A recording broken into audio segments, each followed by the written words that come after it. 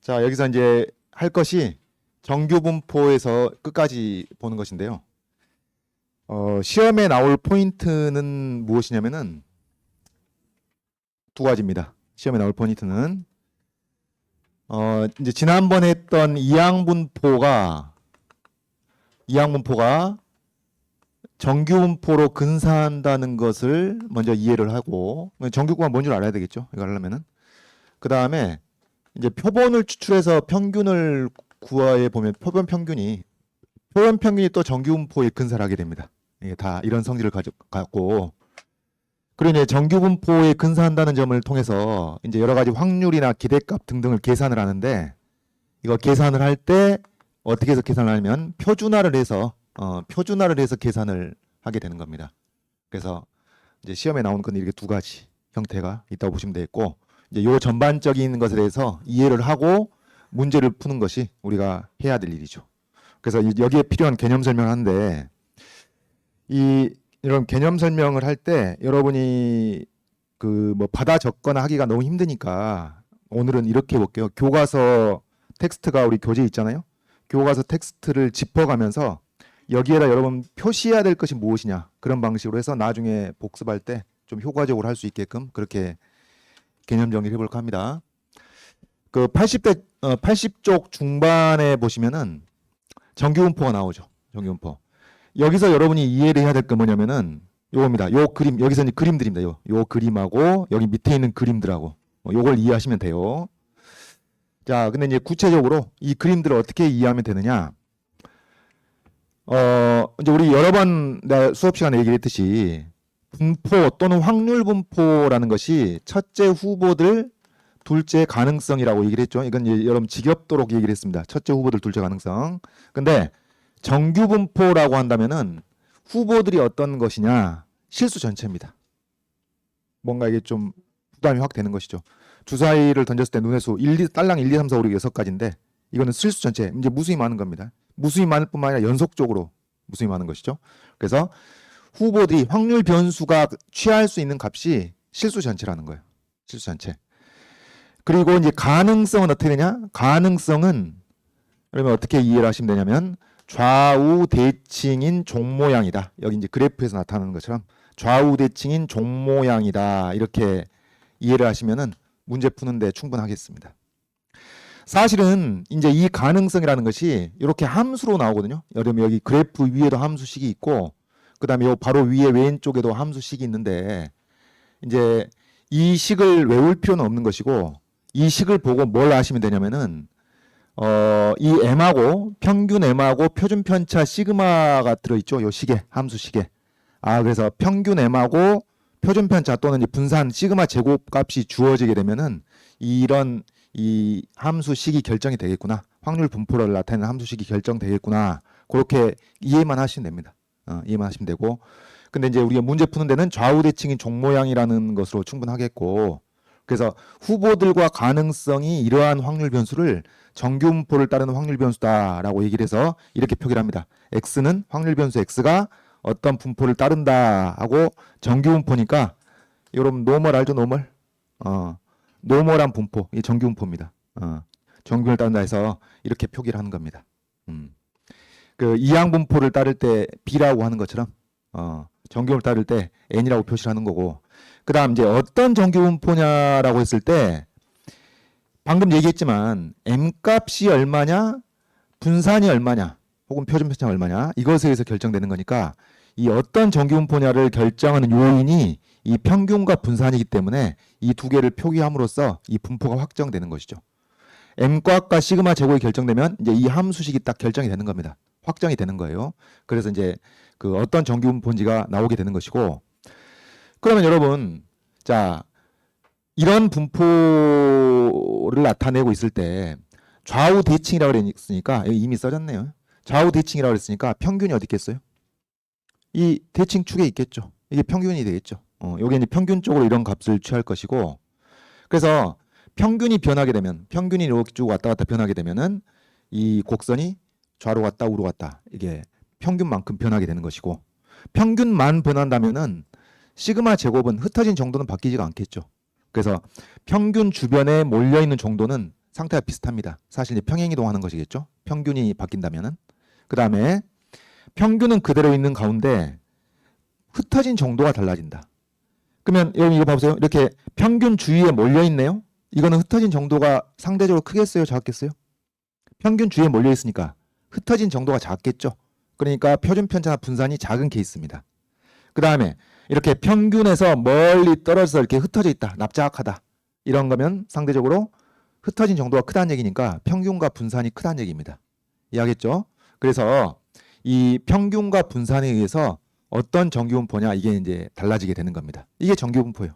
별거 없죠?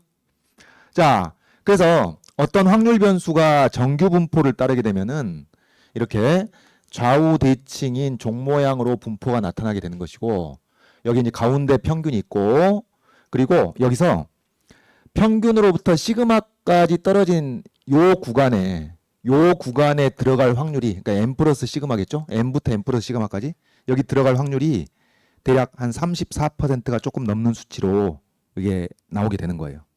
그럼 좌우 대칭이니까 여기서 이쪽으로 시그마로 또 더 가면은 n 마이너스 시그마 이렇게 해주게 되면은 n 마이너스 시그마부터 n 플러스 시그마까지 이 범위에 들어올 확률이 어느 정도 되겠어요?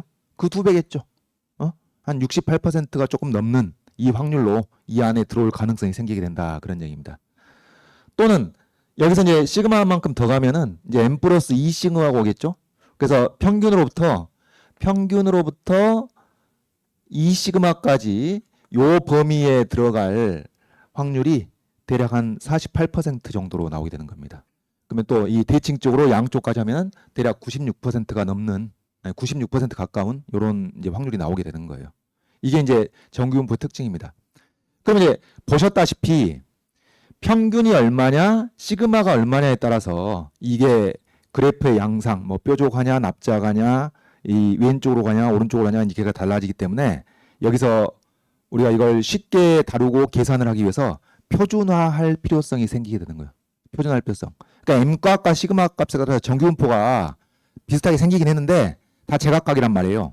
그래서 그걸 표준화해가지고 계산의 편의를 도모하는 겁니다. 이제 그 표준화하는 과정이 어떻게 되냐면은, 봅시다. 이거 다시 한번 써보면은, 확률 변수 x가 이런 정규분포를 따라요. 그러면은 여기서 평균을 일단 떼볼까요? 자, 모든 데이터에서 평균을 다 뺐습니다. 그러면 얘는 어떤 분포를 따를까? 어떻게 됐어요? 모든 데이터에서 다 평균만큼 뺐으니까 기대값이 제로가 되겠죠. 제로로 바뀝니다. 기대값이 제로로 바뀌겠고, 흩어진 정도는 바뀌어요, 안 바뀌어요? 안 바뀌겠죠. 다 똑같이 m을 뺐을 뿐이니까 흩어진 정도는 그대로입니다. 이렇게 되겠죠? 자, 그 다음 한 번 더 가요. 이 x-m을, 그러니까 모든 데이터에서 다 평균만큼 뺀 다음에 다 똑같이 시그마로 나눴습니다. 그럼 어떻게 될까요? 여러분 이거 기억나나요? 우리 지난번 했던 것인데 ax 플러스 b의 분산은 ab가 이제 실수배하고 플러스 실수를 더했을 때 어떻게 나랬죠? x의 분산에다가 a 제곱을 곱한다고 그랬죠. a 제곱을 곱합니다. 그러면 이 x-m의 분포에 비해서 시그마분의 1을 곱한 거니까 분산이 어떻게 되겠어요? 시그마 제곱분의 1이 되겠죠. 시그마 제곱분의 1이 됩니다. 그러니까 이게 1로 바뀐다는 얘기예요. 분산이 1로 바뀌어요. 그래서 바로 요게 어떤 정규를 따르게 되냐? 분산이 1인. 분산이 1이라는 얘기는 표준 편차도 1이라는 얘기하고 똑같겠습니다. 여기는 제곱을 써도 되고 안 써도 되고. 알겠죠? 그래서 이런 표준화된 정규 분포를 따르게 되는 겁니다. 자, 여러분 이거 기억해야 됩니다. 이거 외워야 돼요. 표준화하는 방법. 평균 빼고 표준 편차로 나눈다. 여러분 이것을 m을 빼고 시그마로 나눈다. 그렇게 외우면은 이게 기호가 그때그때 달라질 수가 있으니까 혼선의 여지가 있고, 이렇게 기억하세요. 평균 빼고 표준 편차로 나눈다. 이게 표준화하는 방법이다. 평균 빼고 표준 편차로 나누면 표준화가 되는데, 그렇게 정규 분포를 따르는 확률 변수에 대해서 표준화를 하게 되면은 이게 n02를 따르게 된다. n01을 따르게 된다. 그럼 이제 표준화를 했을 때 장점이 이런 거예요. 표준화를 했을 때 장점이 이 m이 0으로 바뀌어 버리는 거예요. m이 0으로 바뀌어 버리는 거고, 그 다음에 시그마가 1로 바뀌어 버리니까 이게 0, 1, 2, 마이너스 1, 마이너스 2 이렇게 이제 상수가 나오는 겁니다. 그러면 이제 표를 보고 0부터 표준화된 이 확률 변수가 이 표준 정규 분포를 따르게 되면은 그 확률 변수가 0부터 1까지의 범위에 들어갈 확률이 34%쯤 된다. 0부터 2까지 범위에 들어갈 확률이 한 47%, 48%쯤 된다. 그렇게 값이 나와버리니까 이걸 우리가 계산하고 다루기가 굉장히 편리해지는 거예요. 이게 표준화입니다. 그렇게 표준화된 확률 변수를 나타내는 것이 보통 대문자 G를 이용해서 나타내는 것이 관행이 되겠고, 그래서 이 표준화 과정에 나와 있는 설명이 이겁니다. 81쪽에 위쪽 절반 있죠? 81쪽의 상반부에 이 표준화된 게 나와 있고, 여기서 이제 여러분이 주목할 것은 무엇이냐면 요겁니다. 요 그래프의 의미입니다. 요 그래프의 의미. 그리고 표준화를 하는 방법, 요렇게 표준화한다는 거예요. 평균 빼고 표준 편차로 나누는 방식으로 요런 데다 이제 표시를 해 놓으세요. 그리고 요 그래프, 요게 이제 0부터 표준화된 확률 변수가 0부터 이 값까지 이 범위에 들어올 확률이 뭐 표라든가 식으로 이제 문제에 주어지게 되는 겁니다. 이제 그걸 보고 계산하면 되는 것이고, 그 다음에 이제 그 구체적인 사례로서 이 Z가 0부터 1까지 범위에 들어올 확률이 0.3413. 이 값은 외울 필요가 없습니다. 다 줍니다. 뭐 표로 주든지 이렇게 식으로 주든지. 그 다음에 이제 근데 이걸 보고 이해는 해야죠. 0부터 2까지 확률 변수 Z가 0부터 2까지 범위에 들어올 확률이 0.4772 이런 얘기예요. 0.4772. 뭐 0부터 3까지 범위에 들어올 확률이 0.4987. 이게 이제 표준화를 했을 때 이런 값들을 이용해 가지고 쉽게 여러 가지 확률이나 기대값들을 편리하게 계산할 수 있다. 그런 얘기예요. 이게 이제 표준화하는 과정이고, 자, 그 다음에 여러분이 이해를 해야 되는 것이 이항분포가 정규분포에 근사한다는 게 도대체 무슨 소리냐. 이제 그것을 이해를 해야 되는데, 우리 지난번에 요거는 이해를 했죠. 확률 변수 x가 BMP를 따를 때 그 기대값이 MP고, 자, 확률 변수 x가 BMP를 따를 때 그 기대값이 MP이고, 그 다음에 분산이 MPQ가 된다는 것은 이제 우리 이미 얘기를 한 겁니다. 확률 분포상에서 이걸 계산해낼 수가 있다. 이제 그거까지 얘기를 했었는데, 근데 이항 분포가 정규 분포에 근사한다는 게 무슨 얘기냐? 무슨 얘기냐면은, 자, 이게 이 그래프를 가지고 이해를 하면 된대요. 이게 역시 그래프를 가지고 이해하면 되는데, 여기 보시면은 여러분 이게 지금 교재를 그대로 띄워놔가지고 좀 흐린데 교재랑 왔다 갔다 하면서 요 여기 그래프를 봐보세요. 81쪽 중간에 그래프가 나와 있죠. 그 그래프가 무슨 뜻이냐면은 n이 11대하고 25일대하고 50일대, 이건 이제 시행 횟수입니다. 어떤 시행을 하냐? 주사위를 던지는 시행을 한 거예요. 주사위 던지는 시행을 10번 했을 때하고 25번 했을 때하고 50번 했을 때 비교를 하는 겁니다. 그럼 주사위 던지는 시행을 10번 했을 때 뭐라냐면 1이 눈이 나온 횟수. 주사위를 10번 던졌을 때 1이 몇 번 나오냐? 그것을 이 그래프가 이거예요. 그러면 주사위를 10번 던졌을 때 1이 나온 횟수, 그게 이제 확률 변수가 되는데, 그 확률 변수가 취하는 값은 몇 번부터 몇 번? 한 번도 안 나오는 경우부터 10번 나오는 것까지 다 있을 수가 있던 거 아니에요. 근데 그것을 확률을 주사위를 10번 졌을 때 1의 눈이 한 번도 안 나올 확률, 한 번 나올 확률, 두 번 나올 확률, 세 번 나올 확률, 네 번 나올 확률, 다섯 번 나올 확률, 이런 식으로 점점점 찍어가지고 이걸 연결한 겁니다. 그러니까 우리 확률 분포표로 0부터 10까지의 값을 가질 확률을 독립시행 확률로 이렇게 표를 만들 수가 있는데, 그것을 그래프로 표현한 거예요. 여러분 확률 분포를 표로 나타낼 수도 있고 그래프로 나타낼 수도 있고 식으로 나타낼 수 있다고 그랬죠? 그래프로 나타낸 겁니다. 그 다음 얘는 뭐냐? 그러니까 요 그래프는 뭘 나타낸 거냐면은 이항 분포 확률이 6분의 1인 시행을 10번 했을 때 그 발생 횟수, 요것을 이렇게 n이 11대의 그래프로 쭉 연결해 놓은 겁니다. 이해하겠어요? 확률 분포를 나타낸 겁니다. 다음 n이 25일 때는 똑같은 시행, 확률이 6분의 1인 시행을 25번 한 거예요. 25번 했을 때 1이 몇 번 나오느냐, 이제 그것을 그 발생 횟수를 이렇게 그래프로 그린 겁니다. 그냥 보니까 어떤가요? n이 10일 때는 이렇게 오른쪽으로 꼬리 길게 왼쪽으로 좀 치우쳐 있었는데, n이 25, 시행 횟수가 25가 되다 보니까 어느 정도 좀 좌우대칭인, 이쪽으로 이제 꼬리 길긴 하지만 좌우대칭 형태가 나타나기 시작한단 말이에요. 그렇죠? 그 다음에 n이 50, 시행 횟수가 50이 되면은 이런 이항 분포를 따르게 되는데, 보니까 어때요? 뭐 거의 좌우대칭이 종 모양이 나와버립니다. 이게 바로 이항분포가 정규분포에 근사한다는 것을 실제 사례로서 보여주는 거예요. 사실은 이제 여러분이 대학 가서 통계학을 공부하게 되면은 이항분포가 정규분포에 근사한다는 것을 수학적으로 이제 증명해서 완벽하게 식으로 배우게 됩니다. 근데 이제 고등학교 과정에서는 그렇게까지 도출하진 않고 이렇게 사례로서 자, 잘 봐라 그러면서 시행 횟수가 이렇게 늘어나니까 이항분포가 정규분포에 점점 가까워지지 않니? 종 모양이 되지 않니? 네, 그렇군요 하고 이제 받아들이는 거예요. 사례로서. 이게 이제 이항분포가 정규분포에 근사한다는 겁니다. 자, 그래서 이렇습니다. 확률 변수 x가 BMP를 따르게 되면은 BMP를 따를 때, 자, 여러분 여기 이제 밑줄 글프분 형광펜이든 빨간색이든 확률 변수 x가 BMP를 따를 때 n이 충분히 크면 어떻게 된다? 정규분포. 근사적으로 정규분포를 따른다 그런 얘기죠. x가 BMP를 따르면 x가 이항분포 BMP를 따르면 그 확률 변수 x가 근사적으로 정규분포를 따른다 그런 얘기예요. 근사적으로 따른다. 자, 이것을 요약해서 짜면은 이런 얘기입니다. x가 BMP를 따르면 BMP일 때 x가 BMP를 따를 때 이 확률 변수 x가 근사적으로 정규분포를 따른다. 근사적으로. 그러니까 근사적으로라는 것은 n이 커질 때 점점점 가까워진다 그런 얘기예요. 그래서 이제 근사적으로라는 말을 여러분은 뭐 답안지 이런 거 안 써도 상관이 없는데 나는 여러분한테 정확한 얘기를 해줘야 되니까 이게 이제 근사적으로 A 근사적으로 approximately 예? 그 이니셜입니다. 그래서 근사적으로 확률 변수 x가 이항분포 BMP를 따르면 이 확률 변수 x가 근사적으로 정규분포를 따른다 그 말이에요. 근사적으로 정규분포를 따른다. 자, 그런데 근사적으로 정규분포를 따르는데 여러분 정규분포를 따른다고 표시할 때는 방금 앞에서 바로 직전에 얘기했지만은 여기 뭐 쓰나요? 여기에 평균을 쓰고 분산을 쓰게 됩니다. 그렇죠? 이건 약속이에요. 평균을 쓰고 분산을 쓰게 된다는 약속인데 이 확률 변수 x의 평균이 얼마였죠? MP입니다. MP. 그러니까 여러분 이거는 근사적인 게 아니에요. 이건 정확한 값입니다.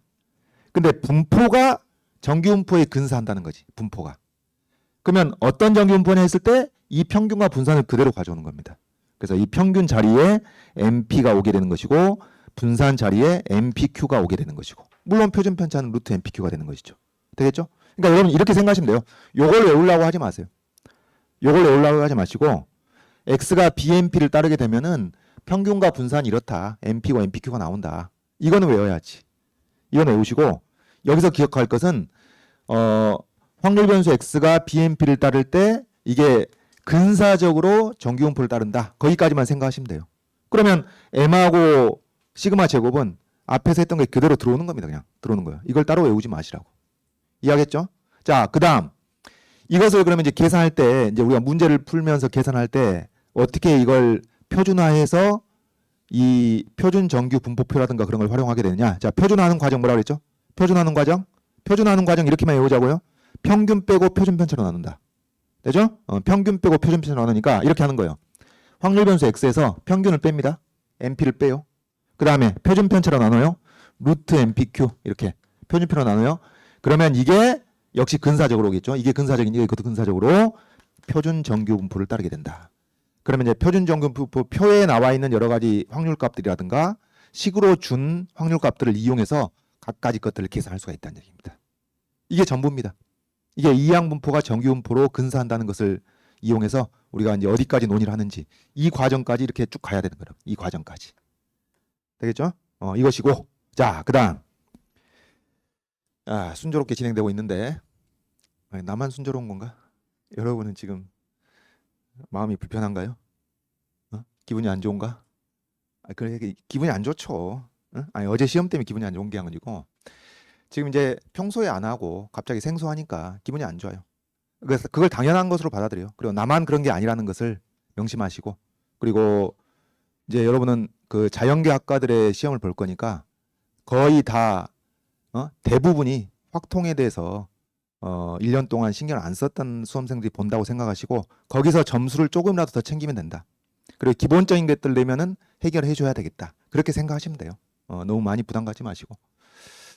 자, 그다음에 우리가 얘기를 해야 될 것은 뭐냐면은 이제 표본을 추출하는 겁니다. 표본 추출. 표본 추출인데 이거 좀 지우고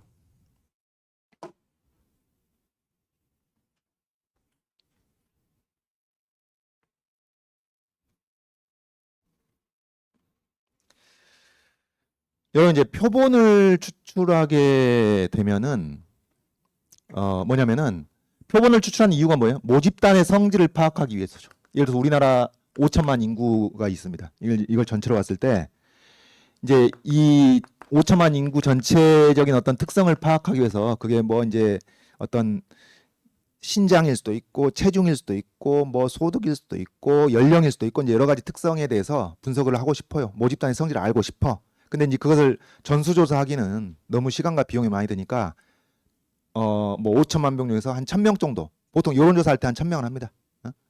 그래서 일부를 뽑아가지고 이제 표본을 추출하게 되죠. 표본을 추출해. 표본을 뭐라 추출해요? 표본의 성질로부터 모집단의 성질을 추정하기 위해서 이제 표본을 추출하는 겁니다.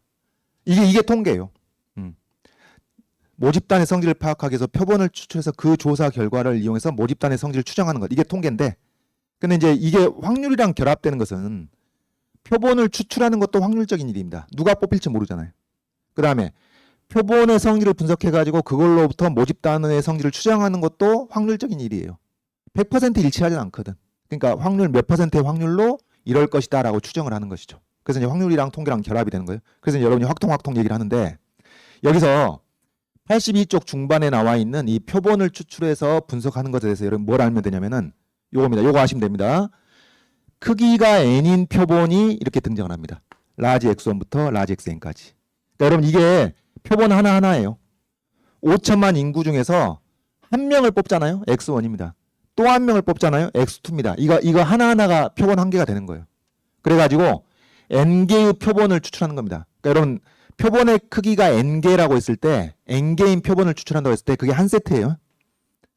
n세트가 아니라고 n세트가 아니고 한 세트를 n개를 추출하는 겁니다. 그래가지고 라지 x1, 라지 x2, 라지 xn까지 그 표기하는 거고 그 다음 여러분 여기서 요거 하시면 돼요.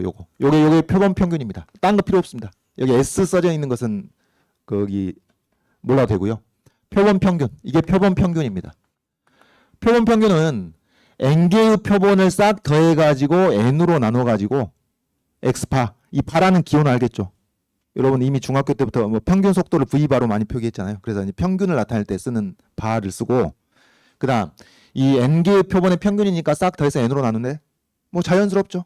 이상할 거 없죠. 그래서 이게 표본 평균인데 여러분 여기서 이제 봐야 될 것은 뭐냐면은 왜 이 표본 하나하나하고 표본 평균을 다 대문자로 쓰고 있습니다. x1, x2도 다 대문자 쓰고 있고 x바도 대문자로 쓰고 있어. 이게 무슨 의미냐? 확률 변수라는 거예요. 표본 한 개 한 개가 확률 변수입니다. 왜? 표본을 뽑을 때 누가 뽑을지 모르거든. 시행 결과가 하나로 정해지지 않거든. 그러니까 표본 하나하나가 확률 변수가 되는 거예요. 그 다음에 표본 평균도 뭐 우리나라 5천만 인구 중에서 1,000명을 뽑아가지고 평균 소득을 조사한다? 그러면은 1,000명이 누가 뽑힐지 모르거든. 그때 시행할 때마다 달라지거든. 그러니까 표본 평균도 확률 변수가 되는 거예요. 그거 이해해야 되겠습니다. 그러니까 여러분 모집단의 평균은 확률 변수가 아니에요. 모집단의 평균, 모집단의 기대값은 확률 변수가 아니라고. 그건 정해져 있는 것이죠. 모를지언정. 근데 표본 한 개의 값하고 표본 평균은 확률 변수가 된다고요. 시행할 때마다 달라지는 것이니까. 그래서 이제 대문자로 표기를 하고 있는 겁니다. 그런 것이고 그 다음 표본 추출과 관련해서 여러분이 정확히 이해해야 될 게 이거예요. 표본 추출과 관련해서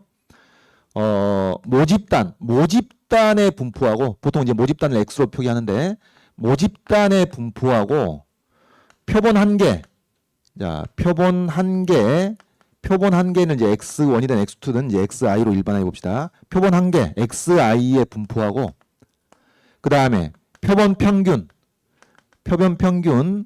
X바의 분포하고 이 세 가지를 좀 구분해야 되겠습니다. 의미를. 자, 그리고 결론을 말씀드리자면 모집단의 분포하고 표본 한 개의 분포는 언제나 일치합니다. 같습니다. 근데 표본 평균의 분포는 아주 질적으로 달라져요. 완전 다릅니다. 이게 이제 여러분 우리 직관과 좀 어긋나는 부분인데 이 의미를 좀 이해합시다. 의미를 뭐냐면은 모집단 X의 분포하고 표본 한 개의 분포가 똑같다는 얘기는 무슨 얘기냐면은 이런 얘기예요. 자, 집중하시고 자 예를 들어서 우리나라 5천만 인구 중에서 우리나라 5천만 인구의 연령 분포를 생각해 봅시다.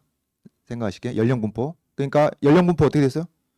뭐 0세 애들이 전체 5천만 중에 몇 명이 있고 1세가 전체 5천만 중에 뭐 비율이 어떻게 되고 그것에 따라 분포가 쫙 있을 거 아니에요. 뭐 최고령 100 몇 세까지 있을 겁니다. 그게 이제 모집단의 분포예요. 우리나라 전체 인구의 연령 분포. 이게 모집단의 분포. 근데 그 5천만 인구에서 표본을 하나 뽑았습니다. 랜덤하게 아무나 한 명 뽑았어요. 그랬을 때 그 사람의 나이, 그 한 명의 나이, 그건 확률 변수겠죠. 왜냐하면 시행 결과 정해져 있지 않잖아요. 0세부터 최고령까지 다 나올 수 있잖아요. 그리고 이 랜덤하게 뽑은 한 명의 나이가 10살일 확률이 뭐겠어요? 10살일 확률은 전체 인구 중에서 10세의 비율이겠죠. 표본 한 개의 분포가 모집단의 분포와 똑같은지 알겠어요? 똑같습니다. 모집단의 분포만큼 각각의 확률이 나올 거 아니에요. 그래서 표본 한 개의 분포하고 모집단의 분포는 똑같습니다. 자, 이거 이해하시고. 그런데 표본 평균은 확 달라지는데, 예? 확 달라지는데, 자, 요거 하나만 조금 깊게 들어가 가지고 이해를 해봅시다. 이게 아주 기가 막히는 거거든요. 표본 평균의 분포가 어떻게 달라지느냐? 이렇습니다. 내가 얘를 뭘로 들 거냐면은, 자, 주머니 속에 1, 2, 3, 4, 5, 6 공이 6개 있습니다. 그러니까 이제 주사위하고 똑같은 상황인 것이죠. 1, 2, 3, 4, 5, 6 있는데 여기서 랜덤하게 하나를 뽑게 되면은 어떻게 돼요? 랜덤하게 하나를 뽑았을 때 거기에 적힌 수 1, 2, 3, 4, 5, 6이 가능하고 1, 2, 3, 4, 5, 6이 가능하고 각각이 6분의 1씩의 확률입니다. 똑같은 확률입니다. 되겠죠? 이거죠. 당연하죠. 그리고 이것은 표본 한 개의 분포이기도 하고 이 모집단의 분포이기도 합니다. 각각이 6분의 1씩의 확률로 가능한 것이니까. 근데 여기서 우리가 표본을 추출할 거예요. 표본 몇 개를 추출할 거냐? 2개를 추출할 겁니다. 여기서 공을 하나 꺼내가지고 수를 보고 다시 집어넣은 다음에 또 하나 꺼내가지고 수를 보고 그것을 각각 x1하고 x2라고 하겠습니다. 그래서 표본 2개를 뽑은 거예요. 그래가지고 얘의 평균을 구해보면은 이게 이제 표본 평균이 되는 겁니다. 크기가 2인, 표본의 크기가 2인 표본 평균이 되겠습니다. 그러면 이 표본 평균이 1, 2를 표본 평균이 가장 작을 때는 2번 다 1을 뽑았을 때 평균 1이 나오겠죠. 가장 클 때는 2번 다 6을 뽑아가지고 6이 나오겠죠. 이런 식으로 1부터 6까지의 값이 가능한데 그 분포를 따져보면 어떻게 되느냐. 그 분포를 따져보기 위해서 자, 첫 번째 표본이 1, 2, 3, 4, 5, 6 중에 어느 하나가 6분의 1씩으로 가능하고 두 번째 표본도 1, 2, 3, 4, 5, 6으로 6분의 1씩의 확률로 가능한데 자, 둘 다 1이 나왔네요. 평균 1이겠죠. 다음 2, 1이 나오거나 1, 2가 나오게 되면은 평균 1.5겠죠. 그죠? 3, 1이 나오거나 2, 2가 나오거나 1, 3이 나오게 되면 표본 평균이 2가 되겠죠. 자, 이런 식으로 표본 평균이 1일 확률이 어떻게 돼요? 36분의 1. 표본 평균이 1.5일 확률 36분의 2. 표본 평균이 2일 확률 36분의 3. 이런 식으로. 표본 평균이 2.5일 확률 36분의 4. 표본 평균이 3일 확률 36분의 5. 표본 평균이 3.5일 확률 36분의 6. 그 다음에 이렇게 0.5 간격으로 다시 36분의 5, 4, 3, 2, 1 이렇게 된 겁니다. 그래서 표본 평균의 분포를 우리가 이제 그래픽으로 나타내 보면은 표본 평균이 1일 확률 36분의 1 방금 했던 얘기요. 표본 평균이 1.5일 확률 36분의 2, 36분의 3, 36분의 4, 36분의 5, 36분의 6. 그 다음에 다시 5, 4, 3, 2, 1 이런 식으로. 모집단의 분포는 균등합니다. 모집단의 분포가 이런데 표본의 크기가 2인 표본 평균의 분포만 봐도 좌우 대칭의 3모양이 나와버리는 거예요. 이렇게. 이 기가 막히는 일이죠. 모집단의 분포와 상관이 없다는 거예요. 표본의 크기가 여러분 이게 이제 표본의 크기가 2일 때인데 표본의 크기를 3개로만 해도요. 종 모양이 나타나기 시작합니다. 이렇게 종 모양이 나타나기 시작해. 기가 막히는 일이에요. 그래서 이런 얘기가 나옵니다. 83쪽 중반에 모집단이 정규 분포를 따르지 않아도 모집단이 정규 분포를 따르지 않더라도 표본 평균이 근사적으로 정규 분포를 따른다. 이게 이제 기가 막히는 일이고 우리 직관에서 어긋나는 거예요. 마치 여러분 물리에서 상대성 이론이 인간의 직관에 부합하는 게 아니잖아요. 자연이 그런 거예요. 우리 직관하고 달라.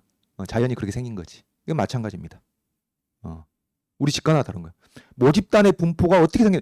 모집단이 이렇게 균등하든지, 모집단이 이렇게 지저분하든지 어떠든지 간에 그것과 상관없이 표본 평균은 정규 분포에 점점 가까워진다는 얘기입니다. n 값이 커질수록. 이게 아주 중요한 특징이 되는 것이고. 그러면 모집단이 정규 분포를 따르면 어떻게 되느냐? 요거는 이제 제로날 여지 없죠. 여러분 이건 직관적으로 납득이 되죠. 모집단이 정규분포를 따른다면은 표본 평균이 역시 정규분포를 따른다. 요건 이해가 돼. 정규분포를 따르는 모집단에서 표본을 추출했으니까 그 표본 평균도 정규분포를 따르겠다. 뭐 오케이. 그건 뭐 어느 정도 납득이 돼. 근데 심각한 것은 모집단이 정규분포를 따르지 않더라도 표본 평균이 이 정규분포에 근사적으로 점점 가까워진다. 그게 아주 독특한 성질이 되는 겁니다. 그래서 이제 정규분포가 중요한 지위를 차지하게 되는 거예요. 분포 중에서도. 자, 그럼 여기서 이제 뭘 또 좀 얘기를 해야겠냐면, 자, 첫째, 모집단이 정규분포를 따른다. 이렇게 써봅시다. 모집단이 정규분포를 따른다. 모집단이 정규분포를 따르게 되면은 표본 평균도 정규분포를 따른다라고 얘기했어요. 그럼 여기 이제 뭐가 들어가야 되냐면, 여기에 이제 이 표본 평균의 기대값하고 분산을 여기다 쓸 건데, 이게 이제 약간 차이가 납니다. 먼저 여기는 직관적으로 이해할 수 있어요. 여기에 뭐가 들어갈지는. 자, 모집단의 평균이 m이에요. 모집단의 평균이 m이고 분산이 시그마 제곱인데, 표본 평균은 어떨까요, 여러분? 표본 평균은 표본을 추출할 때마다 그 평균은 달라지는데, 그 표본 평균의 기대값이나 표본의 기대값. 자, 다시 한번 이것을 다시 한번 얘기를 하자면은, 이 모집단의 기대값이 m이고 모집단의 분산이 시그마 제곱이란 얘기인데, 요럴 할 때 이 표본 평균, 이런 모집단에서 추출한 표본 평균은 그때그때 달라지겠지만 그 기대값이 어떠냐 그러면. 기대값은 어떻겠어요? 직관적으로 질러보시면 모집단의 평균이겠죠. 그러지 않겠어요? 그래서 이건 같은 값이 되는데 이 표본 평균의 분산은 조금 달라지게 됩니다. 왜냐하면 이것도 여러분 직관적으로 이해하시면 돼. 네? 직관적으로 모집단이 이제 전체적으로 흩어진 정도가 분산으로서 시그마 제곱이 나오는데, 이게 표본 평균이 얼마나 흩어져 있을 것인가 그거거든요. 근데 표본 평균 어쨌든 표본을 추출해가지고 평균 낸 거거든요. 표본 평균 내고 이게 이제 표본 평균들인데, 요것이 흩어진 정도? 그럼 어떻게 되겠어요? 원래 모집단이 흩어진 정도에 비해서 줄겠죠. 줄 거라고. 얼마나 줄어드냐? 원래 모집단의 분산을 n으로 나눈 정도로 이렇게 줄어든다 그런 얘기죠. 그래서 이 x바의 기대값이 모평균과 똑같고, 모집단의 평균 모평균과 똑같고, 표본 평균의 분산은 원래 모집단의 분산을 n으로 나눈 것이 된다. 그런 얘기예요. n으로 나눈 것이 된다. 지금 내가 80 중반에 나와 있는 이 시커먼 동그라미 1번, 2번 설명하고 있는 겁니다. 여러분 요거는 복습하시면서 중요하게 체크를 해야 될 진술들이에요. 그래서 이걸 자세히 설명하고 있는데, 자, 얘를 이 지금 같은 내용 83쪽 중간에 나와 있는 요 두 문장을 내가 다시 저기 위에다 띄워놨어요. 위에다 띄워놨는데, 요것을 좀 일목요연하게 정리를 해보자면은 이런 얘기가 되겠습니다. 어떤 얘기가 되냐면은, 여기 동그라미 1번 얘기는 x가 이런 모집단이 이런 정규분포를 따를 때, 모집단이 이런 정규분포를 따를 때 여기서 n개의 표본을 추출해서 평균을 구한 표본 평균 역시 정규분포를 따른다. 이건 이제 당연한 얘기가 되겠고, 근데 기대값은 모집단의 평균과 똑같지만은 흩어진 정도, 분산은 n으로 나눈 값으로 n분의 1이 된다. 원래 분산의 n분의 1이 된다. 자, 그거고요. 그러면 이제 요 상태에서 이제 항상 계산할 때는 표준화를 해가지고 표나 주어진 수치들을 이용한단 말이에요. 이걸 표준화를 하는 과정이 이렇게 됩니다. 표준화하는 과정이 어떻게 한다 그랬죠?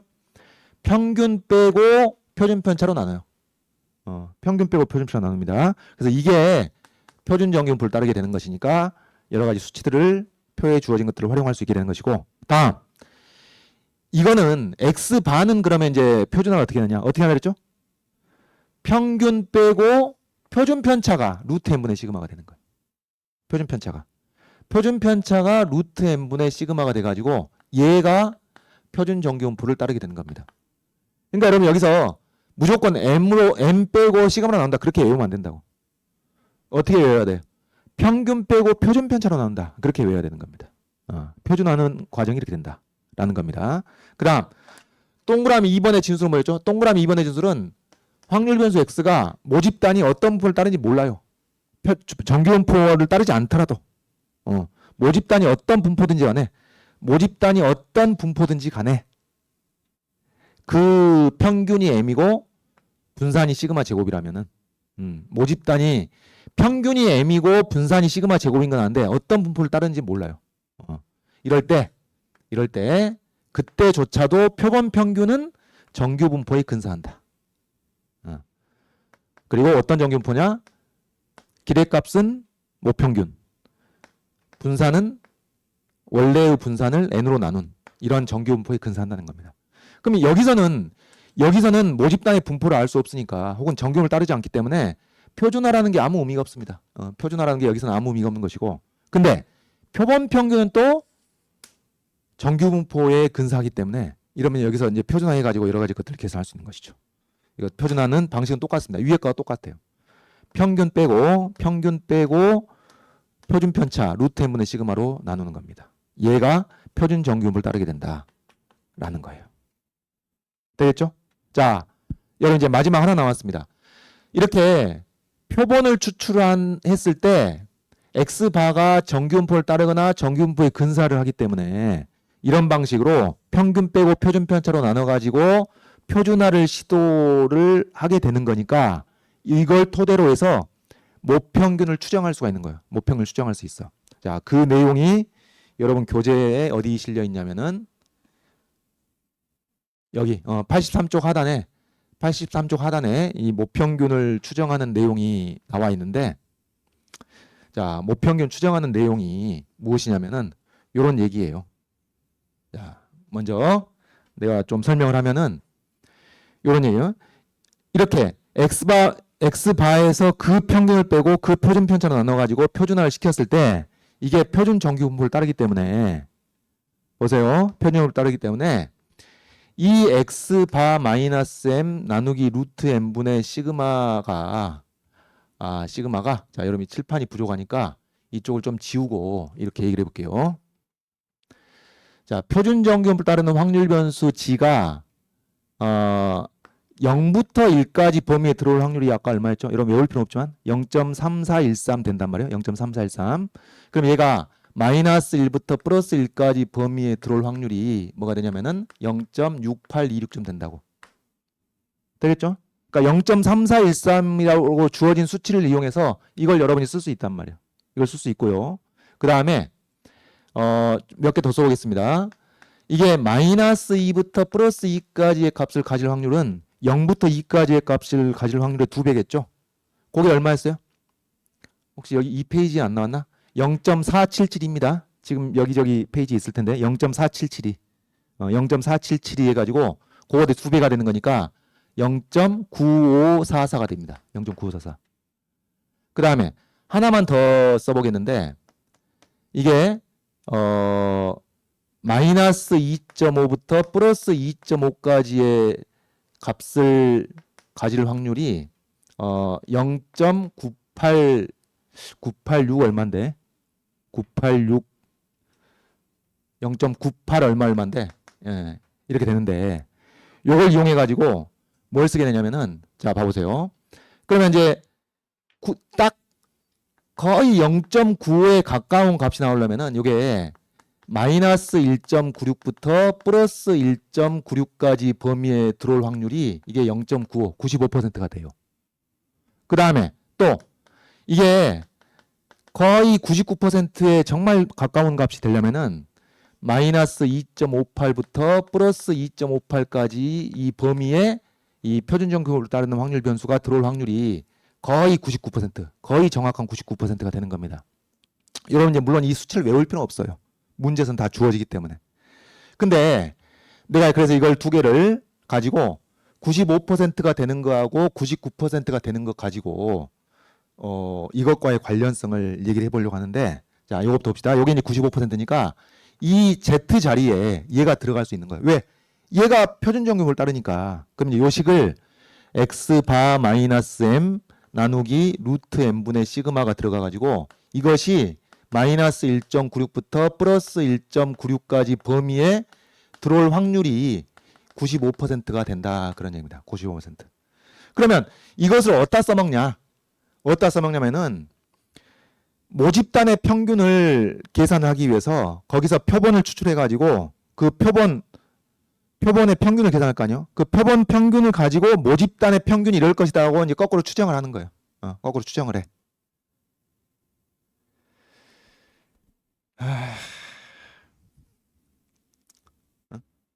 이렇게 추정을 하는데, 자, 일단 마무리 지읍시다.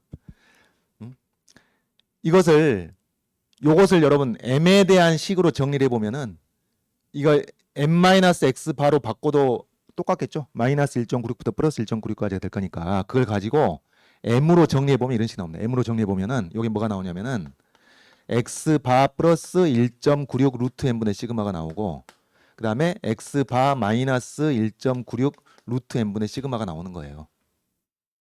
그래가지고 얘를 뭐라고 하느냐, 얘를 이 x바 마이너스 1.96 루트 m분의 시그마부터 x바 플러스 1.96 루트 m분의 시그마라는 것을 뭐라고 부르냐면은 모평균 m을 추정하기 위한 혹은 모평균 m에 대한 95% 신뢰도의 신뢰 구간이라고 얘기를 하는 겁니다.